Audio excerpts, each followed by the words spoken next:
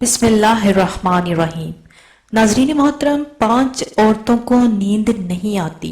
حضرت محمد مصطفیٰ صلی اللہ علیہ وآلہ وسلم نے فرمایا، ان 5 عورتوں کو نیند نہیں آتی۔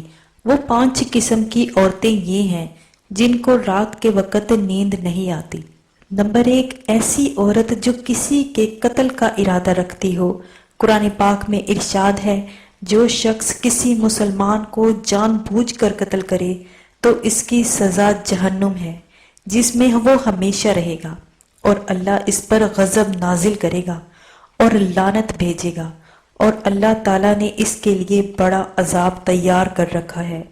اس لیے ہم نے بنی اسرائیل کو یہ پیغام لکھ دیا تھا کہ جو کوئی کسی کو قتل کرے، جبکہ یہ قتل نہ کسی اور کی جان کا بدلہ لینے کے لیے ہو اور نہ ہی کسی کے زمین میں فساد پھیلانے کی وجہ سے ہو، تو یہ ایسا ہے جیسے اس نے تمام انسانوں کو قتل کر دیا، اور جو شخص کسی کی جان بچا لے تو یہ ایسا ہے جیسے اس نے تمام انسانوں کی جان بچا لی۔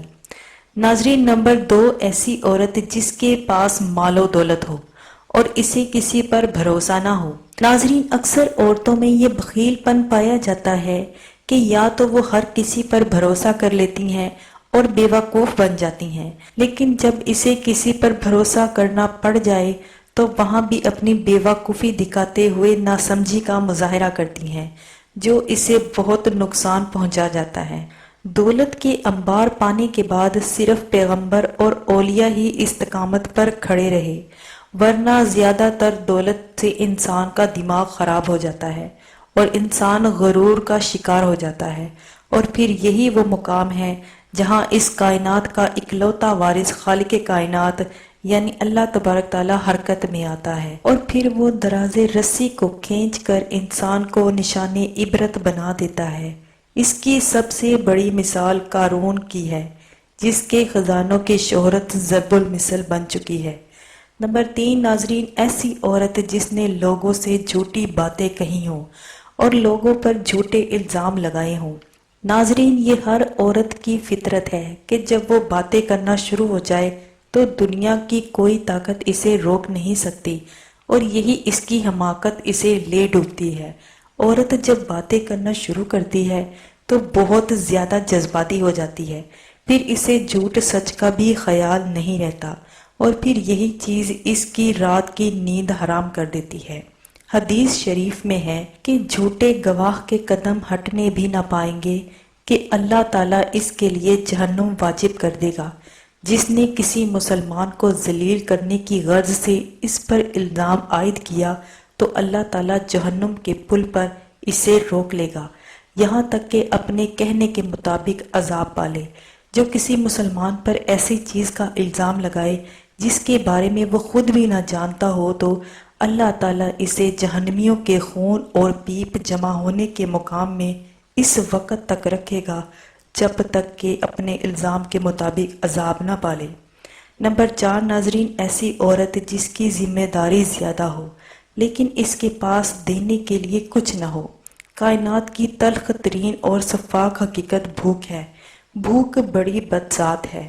انسان، چرند پرند اور ہر جاندار مخلوق اپنی بھوک کے سامنے بے بس ہو جاتی ہے۔ یہی وجہ ہے کہ موجودہ حالات کے پیش نظر غربا اور بے سہارا لوگوں کے سامنے بھوک ایک بڑا مسئلہ بن کر کھڑی ہو گئی ہے۔ مسلمان ہونے کے ناطے ہم پر فرض ہے کہ اپنے ارد گرد کے رہنے والے غربا اور مساکین کی مدد کریں، جو اللہ تعالیٰ کے ہاں سب سے زیادہ پسندیدہ عمل ہے۔ ایک حدیث میں ہے، آپ صلی اللہ علیہ وآلہ وسلم نے فرمایا، یہ افضل عمل ہے کہ تم اپنے مومن بھائی کو خوشی پہنچاؤ یا اس کا قرض ادا کرو، اسے کھانا کھلاؤ۔